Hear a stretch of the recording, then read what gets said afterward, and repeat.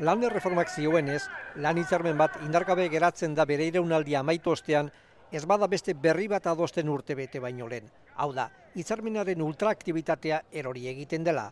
Auzitegi Gorenak dioenez ordea, amaitu eta gero ere, han bildutako eskubideek inderrean irauten dute. Eskubide kolektiboa zirenak orain norbanakoaren eskubide bilakatzen dira, baina mugak ditu. Honek bermatzen du, orain arte lanean zeudenak, izan ditzaketen baldintzak, baina ez inkorporatzen direnak. Eta hor daukagu borrokarako bide amaigabea. Arrisku hortxe ikusten du baita lan harremanen kontseiluaren lehendakariak. Riesgos de segmentación o de dualidad entre trabajadores. Hau da, desberdintasuna sortu daitekeela hitzarmenetik datozenen eta sartu berrien artean. Fátima Báñez de la ministroak zera esan du. No conozco todavía la sentencia.